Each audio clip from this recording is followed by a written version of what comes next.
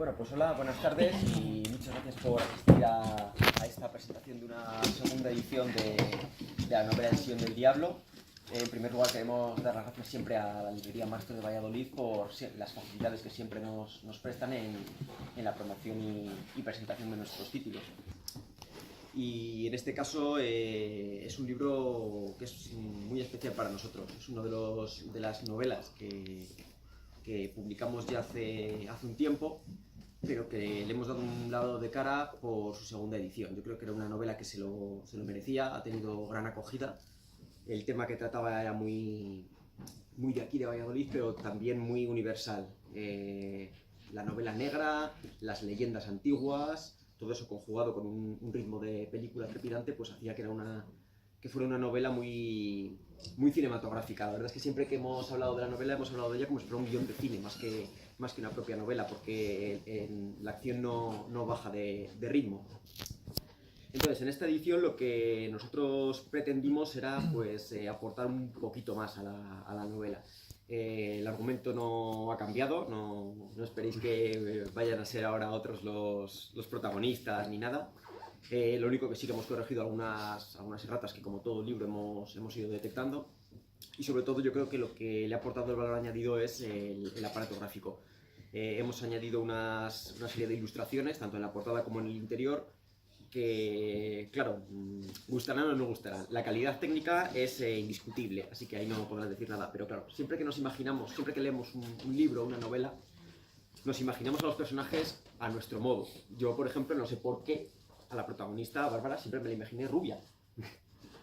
Y resulta que no. Luego, pues hablando con Víctor y con el ilustrador y todo, pues parece ser que no, que era más bien tirando a castaño. Pero bueno, ese tipo de cosas que inconscientemente pones caras y pones atributos físicos a los personajes con los que te estás identificando, y cuando lo llevan al cine o ves una ilustración, pues te choca un poco diciendo, uy, pues si no me lo imaginaba así. Entonces, pues bueno, son ese tipo de curiosidades que le dan gracia al libro. Y bueno, para el que no conozca todavía el libro, le animo a que lo descubra, porque es una historia, una leyenda de Valladolid tratada en el siglo XXI como thriller policíaco. Y al que ya la conociera, pues le animo a que descubra las novedades que aporta este nuevo libro, que yo creo que son por lo menos, cuanto menos, curiosas. Y bueno, sin más dilación, le cedo la palabra al autor, a Víctor, para que nos hable un poco pues, tanto del libro, de la trama, del proceso creativo y también de qué le ha parecido el resultado de las ilustraciones, si era lo que él también se imaginaba. Sí, bueno, de todo eso voy a hablar. Pero quiero empezar diciendo que hace 500 años en esta ciudad ocurrió algo espeluznante. Vamos a imaginarnos un Valladolid muy diferente a como es ahora, un Valladolid oscuro, de calles polvorientas. Y en ese Valladolid, no llega a 500 años, desapareció un niño. La madre del niño, de unos 10 años, lo buscó por todas partes. Por las calles, le llamó a voz en grito por todos sitios, casas de conocidos, familiares, pero el niño no aparecía por ningún lado. Al final, la desesperada madre, de la que sabemos poco, hay quien afirma que estaba ingresada en un hospital justo donde tenemos la calle Esgueva. Ese hospital era el hospital de Esgueva y fue casa del Conde Ansúrez, parece del Conde Ansúrez, y hoy pues es un gadis, ahí lo digo todo. Pues esa madre desesperada al final acudió a los alguaciles y con los alguaciles emprendieron una búsqueda por toda la ciudad de noche, yo me les imagino con antorchas, buscando por las casas, hasta que al final, preguntando a los vecinos, a unos a otros, llegan hasta la puerta de la casa de un estudiante. Esa casa, estaba situada a orillas del Esgueva. Y habían llegado hasta esa puerta, a la puerta de esa casa, porque los vecinos les habían dicho 3 cosas. La primera, que del sótano de esa casa salían extraños gritos, chillidos, sonidos bastante desagradables. Lo segundo, que también de la casa salían luces. Ellos hablaban de luces misteriosas o mágicas, a saber qué sería. Y lo tercero, porque el río Esgueva, que pasaba justo por ahí, se teñía de rojo justo al pasar por la casa. Vamos a hacer un pequeño inciso. Cuando digo que el río Esgueva pasaba por ahí, pues evidentemente no nos imaginamos el trazado del río de ahora. Creo que todos sabemos, y si no, pues lo explico ahora, que el río Esgueva primero fue soterrado y luego fue desterrado de la ciudad a principios del siglo XX, porque su trazado original atravesaba la ciudad justo por el centro. Y de hecho esta casa estaba situada en todo el centro de la ciudad, justo detrás de la antigua, en lo que hoy en día es calle Esgueva, que se llama así no porque hayan querido rendir homenaje al río, sino porque el río la partía por la mitad. Bueno, pues los alguaciles llegan hasta esa casa, entran y ahí se encuentran, pues es un joven estudiante que ante su estupor, ofreciendo cierta resistencia, pero bueno, pues los policías entran, alguaciles más bien, en la época eran alguaciles, y empiezan a registrar la casa. Cuando por fin llegan al sótano de la vivienda, se encuentra un espectáculo dantesco. Se encuentran allí al niño que buscaban, al niño de 10 años, agonizando, tendido sobre una mesa, pero lo más espeluznante de todo es que tenía el vientre abierto en canal. El joven estudiante se había entretenido diseccionándolo en vida, o es decir, haciendo una vivisección. Vamos a pensar un poco cómo pudo una persona, un joven estudiante, ser capaz de hacer semejante cosa, hacerle eso a un niño. Estamos hablando de un niño de 10 años que había sido viviseccionado. O sea, es algo brutal, lo es para el día de hoy, pero también lo era en la época. La persona que hizo eso se llamaba Andrés de Proaza y era un joven estudiante portugués. Había venido de Portugal, era hijo de un rico comerciante y había llegado a Valladolid con la ilusión de poder estudiar medicina, o lo que en la época era más bien la cátedra de anatomía. Por ponernos un poquito en contexto histórico, en Valladolid era la única ciudad donde se estaba permitida la disección de cadáveres para su estudio. Esto era gracias a un permiso que había otorgado el rey Carlos I a un médico, Rodríguez de Guevara, y bueno, pues nos convertía un poco en la élite, en lo que se refiere a la Universidad de Valladolid y a los estudios de medicina. Entonces este chaval, este jovencito que tendría unos 20 años, se vino a Valladolid a estudiar medicina. Hay muchas versiones. Estoy hablando de un chico de 20 años. Yo me lo imagino así. Ya ves que hace un momento David hablaba de cómo nos imaginamos cada uno a los personajes. Si leemos información sobre el sillón del diablo, vemos que hay muchas maneras de describir a Andrés de Proaza. Hay quien lo describe como un joven de 20 años que vino a estudiar medicina a Valladolid, pero hay quien habla ya de un médico bastante reputado que lo que estaba estudiando era el doctorado. Yo lo del doctorado lo veo casi ni para ti ni para mí, ¿no? Un médico bastante reputado, un joven estudiante, pues mira, las dos cosas. Era un joven estudiante, era un médico reputado que además estudiaba. Lo que sí que está claro es que se encontró con problemas para obtener el título de médico y poder ejercer, bien si fuera la cátedra o bien sea simplemente o el doctorado, porque tenía un problema de limpieza de sangre. Esto es, era judío y en aquella época, estamos hablando del año 1550, estaba muy mal visto. Hombre, yo imagino que eso tenía bastantes motivos ya al hombre para crisparle, ¿no? Eso debe crear en ella una cierta crispación. Yo lo puedo entender. Bueno, este hombre es arrestado, evidentemente, encuentran al niño en su casa, pues, le arrestan y le llevan a una cárcel de la Inquisición. Esa cárcel debía estar situada, si no en este lugar, o sea, es decir, en este mismo punto, muy cerquita de aquí, porque estaba situada en la calle San Luis de León y estaría, pues si no es aquí, muy cerca. Y de esa cárcel, bueno, pues debió salir el hombre posteriormente a su muerte, ¿no? Cuando estaba aquí preso de manos de la Inquisición, el hombre hizo varias confesiones. Lo primero que dijo es que de la disección del niño la había hecho un poco queriendo aprender cosas nuevas, avanzar en la medicina, intentar hacer nuevos descubrimientos para curar enfermedades que no tenían cura. Y luego, pues casi dejó caer, como que no, que la cosa, bueno, sí, luego hay un sillón por ahí, el diablo me habla. Y claro, la gente dijo, perdona, ¿cómo que hay un sillón? Entonces, el hombre confesó que tenía un sillón frailero. Un sillón frailero es un sillón bastante ancho, estaba pensado para la gente, para los frailes. Se solía ver mucho en los monasterios, ya sabéis eso que dicen, ¿no? Si los curas comieran piedras del río. Entonces, bueno, pues el sillón eran sillones más anchotes, bastante robustos. Y tenía un sillón como ese que se le había regalado un nigromante navarro. Navarra era un poco la cuna de las brujas y todo esto en esa época. Pues él decía que cada vez que se sentaba sobre ese sillón, el diablo se presentaba y le hablaba. Y con él mantenía conversaciones sobre anatomía, sobre medicina, sobre ciencia, hasta que un día, pues bueno, el diablo le propuso experimentar con un niño, él accedió y bueno, pues fue el diablo, según Andrés de Proaza, que le fue guiando durante todo el proceso de vivisección del niño. Claro, la gente de la época, cuando se enteró de eso, dijo hay que ir a por ese sillón y hay que destruirlo, es un sillón maldito. Fueron a casa del estudiante, encontraron el sillón, lo cual en cierto modo corroboró su versión, y iban a destruirlo cuando Andrés de Proaza, que en aquel momento ya se había encontrado al borde de la muerte, o sea, ejecutado, según las diferentes versiones, hay quien afirma que murió en la hoguera, hay quien afirma que murió en la horca, vamos a dejarlo 50-50, pues cuando estaba ya a punto de ser ejecutado, él lanzó una maldición. y dijo, todo aquel que se siente sobre el sillón 3 veces sin ser médico o que intente destruirlo, morirá. Hombre, a ver, a mí me dicen eso y me da que pensar. Pero te lo cuentan en el año 1550, con lo supersticiosa que era la gente en aquel entonces, y se asustaron muchísimo. Nadie se atrevió a tocar el sillón. Así que el sillón pues, fue respetado. Como había que sufragar los gastos del juicio, que además en aquella época los juicios eran, para los estudiantes, se hacían juicios universitarios, era un privilegio del que gozaban los pocos que podían llegar a estudiar a la universidad, pues quien tenía que recuperar el dinero del juicio era la propia universidad. Entonces todos los enseres antes de Proaza pasaron a manos de la propia Universidad de Valladolid. Lo intentaron subastar varias veces, pero nadie quiso comprar los muebles de un asesino que hablaba con el diablo. No sé vosotros, yo no entiendo. Yo a esa gente la comprendo bastante. Así que, ¿qué pasó con esos muebles? Que acabaron apilados en un sótano o un trastero de la universidad. Dicen que permanecieron ahí durante siglos. Yo imagino que los edificios se habrán ido trascendiendo, cambiando un edificio por otro, y al final, pues bueno, pues irían siempre de trastero a trastero, hasta que no sabemos cuándo, yo calculo que sobre el siglo XIX, pero tampoco he encontrado fechas exactas, un bedel de la universidad encuentra ese sillón, sin saber muy bien qué hacía ahí, ni de quién era, la historia había sido olvidada, nadie sabía de dónde venía el sillón. Entonces el bedel encuentra el sillón y dice, me parece cómodo. Él lo metía a sus descansos, se tomaría su bocadillo, su refrigerio, pues dice, aquí me voy a tomar yo pues mi pequeño Kit Kat todos los días. El hombre lo utiliza un día, le parece cómodo, lo utiliza 2 días, le parece cómodo, lo utiliza 3 días, aparece muerto.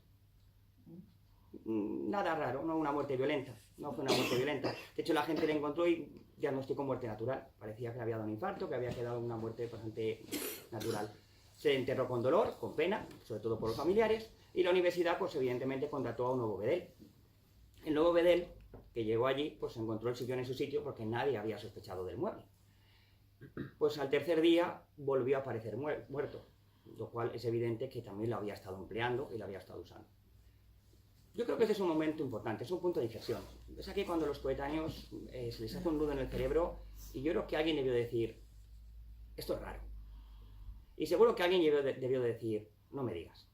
Entonces empezaron una investigación, empezaron a tirar un poco del hilo de dónde salía el sillón, o qué había pasado, qué había cambiado, y descubrieron que ese sillón pues, era el sillón antes de Proaza, del siglo XVI, la maldición, un poco fue toda la historia recordada.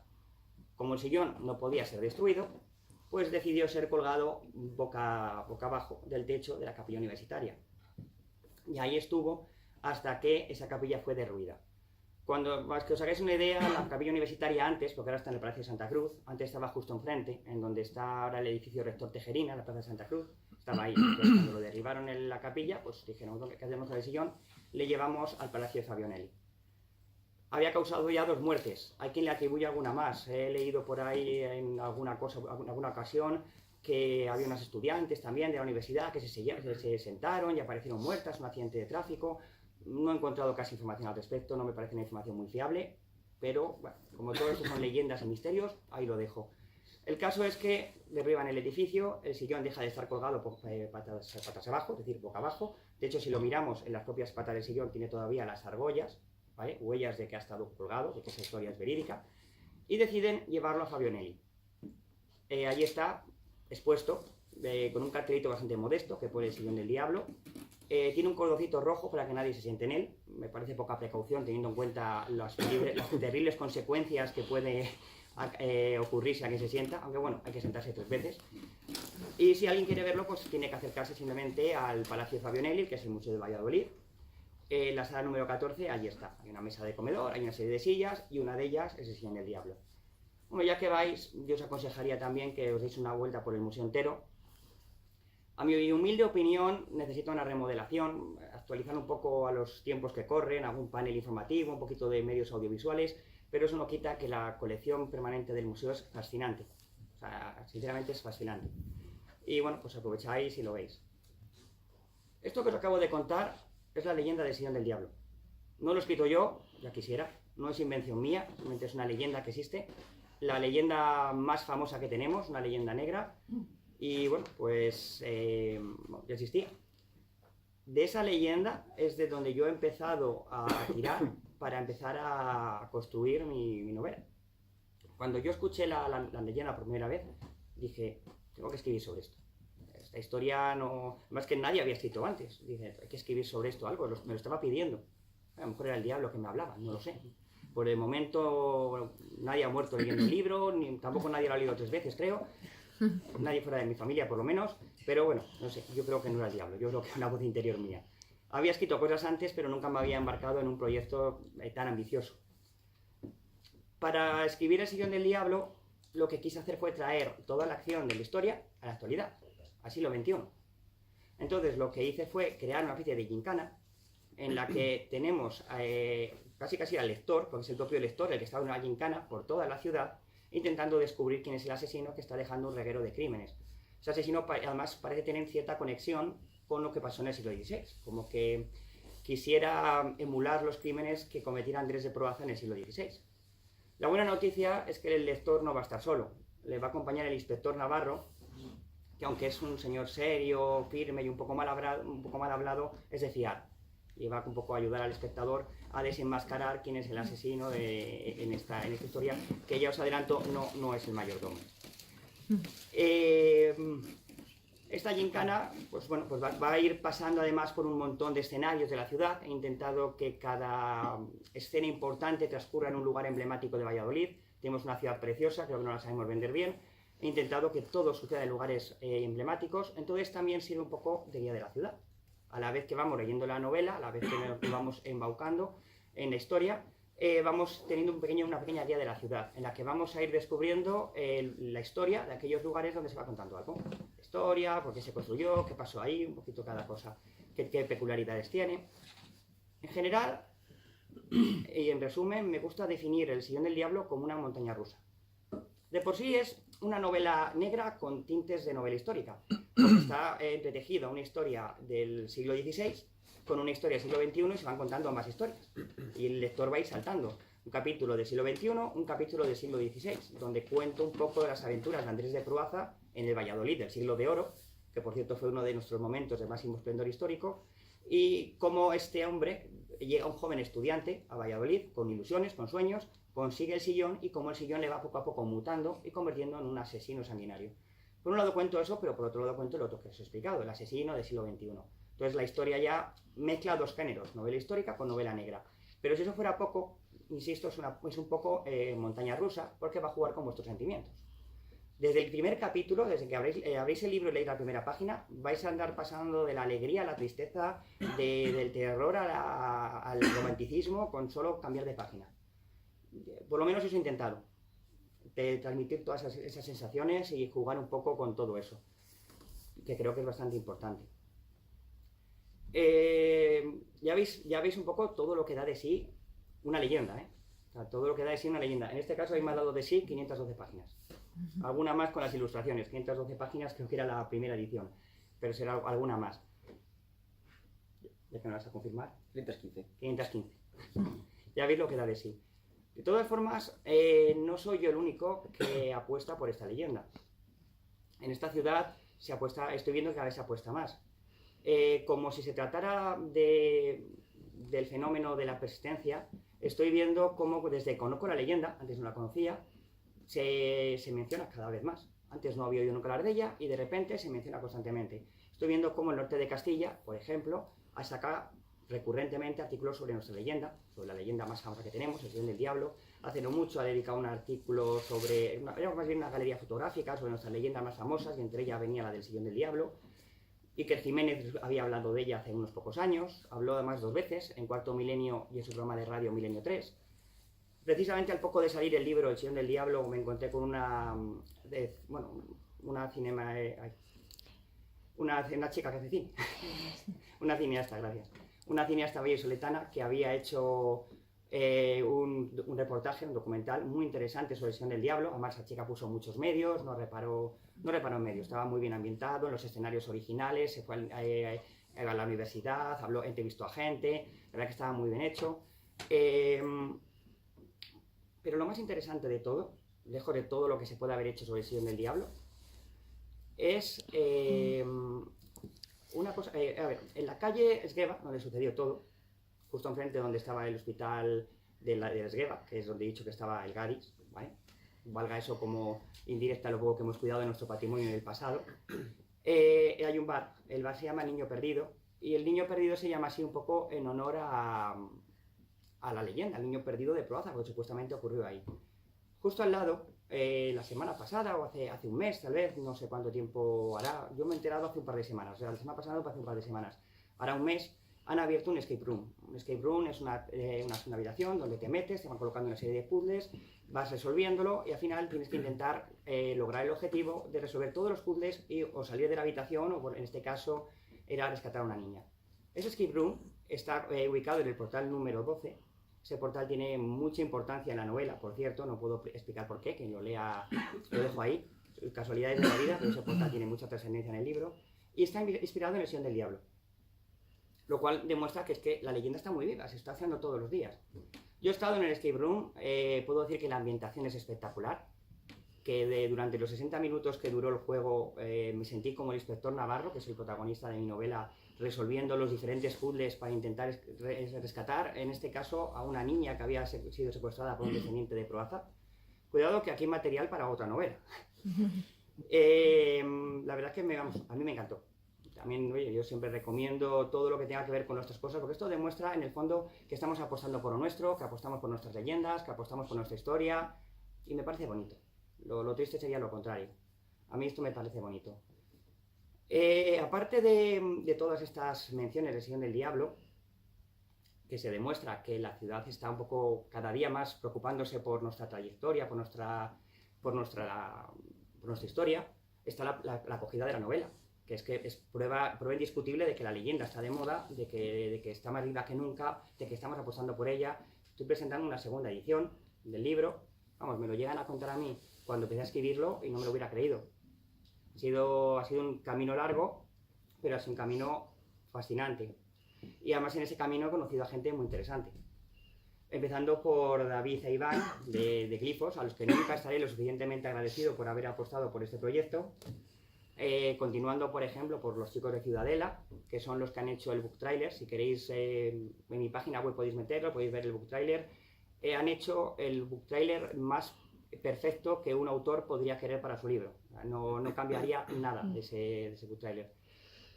Continuamos con gente como, por ejemplo, Raúl, que se ha puesto demasiadas veces en la piel de Samuel, demostrando que es un actor totalmente polifacético, que puede encarnar cualquier tipo de personaje. Samuel es un personaje un tanto siniestro, ya lo descubriréis.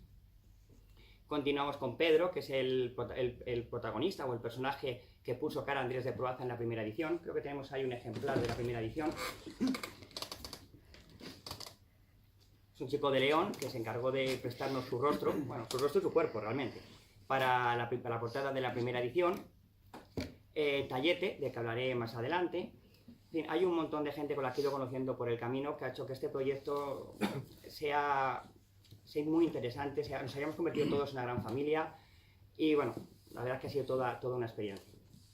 De esta segunda edición, que es la que vengo a presentar aquí, me la he colocado aquí muy bonito, pero lo voy a romper un poco. De esta segunda edición, que es la que venimos aquí a presentar, debo decir que bueno, no es una segunda edición al uso. La mayoría de segundas ediciones suelen ser reimpresiones. Se coge la primera edición, se reimprime y como mucho se le coloca la pegatinita de segunda edición. Como bien ha dicho David hace unos minutos, le hemos querido dar una segunda oportunidad al libro, dándole un lavado de cara, porque consideramos que el libro pues todavía tiene mucho atractivo y todavía puede gustar. ¿Qué es lo que hemos hecho? Como podéis ver, le hemos dado una portada nueva, pero todos los acabados son completamente diferentes. Es que hasta el color de las páginas cambia. Tiene un mapa interior nuevo, tiene letras diferentes para distinguir la parte antigua de la parte moderna, es decir, la parte en la que hablan desde Proaza o que se habla del siglo XVI de la parte moderna. Y luego, bueno, hay algún pequeño cambio, también ha hablado antes David de pequeñas erratas, pero sin duda el gran atractivo de esta segunda edición son las ilustraciones. También lo ha comentado un poco David. Este libro va ilustrado, tiene una serie de dibujos. Para hacer estos dibujos he tenido el auténtico privilegio de contar con este proyecto con un ilustrador que para mí podríamos decir que es si no es el mejor, es de los mejores que tenemos aquí ahora mismo. O sea, ha hecho un trabajo sensacional. No es que dibuje bien, es que tiene arte. Yo creo que tiene impresoras por dedos. Sí, porque no consiste solo en tener imaginación, que tiene muchísima imaginación y muy buenas ideas y es muy creativo. Yo también tengo imaginación, pero yo en mi cabeza visualizo un dibujo espectacular. Cojo un boli, cojo un papel, lo intento plasmar y me sale pues escenas de la vida cotidiana del muñequito del ahorcado, lo cual en serio es muy frustrante. Me sirven para jugar al Pictionary, pero poco más. No, el caso de este hombre, Tayete se llama, hace un rato también lo he inventado, creo que es un artistazo, es un profesional muy bueno y dibuja muy bien. Tiene gusto, tiene arte, tiene talento. Os invito a que descubráis todos los otros trabajos que ha hecho. Que es una persona muy activa, entonces cuando hace dibujos los suele colgar en sus redes sociales. Podéis pasaros por allí, mirar otros trabajos que ha hecho. Es una buena manera de conocerle y de ver cómo trabaja. Sé que él había querido venir a decir unas palabras, pero por motivos de trabajo pues no lo ha sido posible. Entonces ya estamos aquí nosotros hablando de él. Y ya que entráis en internet, en las redes sociales para visitar su trabajo, pues también podéis daros una vuelta por mi página web, por mi Facebook, por mi Twitter, porque bueno, es la mejor manera de enteraros de mis próximos proyectos, de todo lo que voy a ir haciendo, de los siguientes pasos que voy a ir dando. Yo os aviso, no soy una persona muy activa en redes sociales, no me suelen gustar demasiado, ¿vale? Yo sí que creo que las redes sociales las carga el diablo y no a los sillones. Pero las utilizo para contar lo justo y lo necesario. Entonces todo lo que es importante, todo lo que vaya haciendo o contando lo iré poniendo en las redes sociales, así os mantendré a todos informados. Y voy a ir terminando. Podría estar hablando toda la tarde.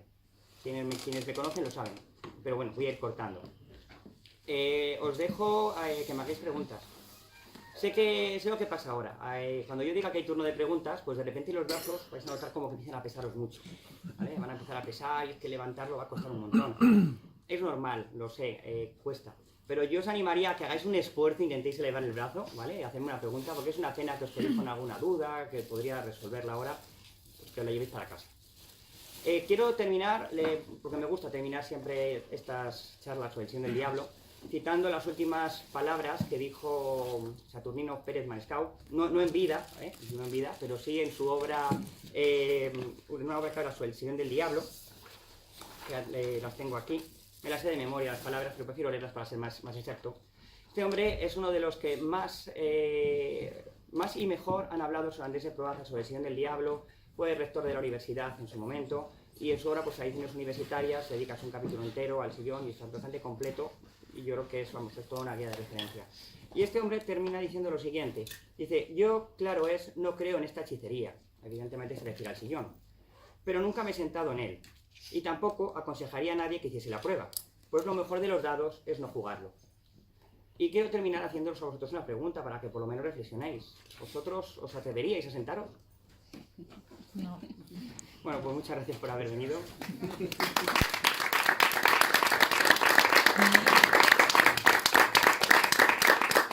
Vuelvo a agradeceros a todos el que hayáis estado aquí acompañándonos esta no tan fría tarde de invierno.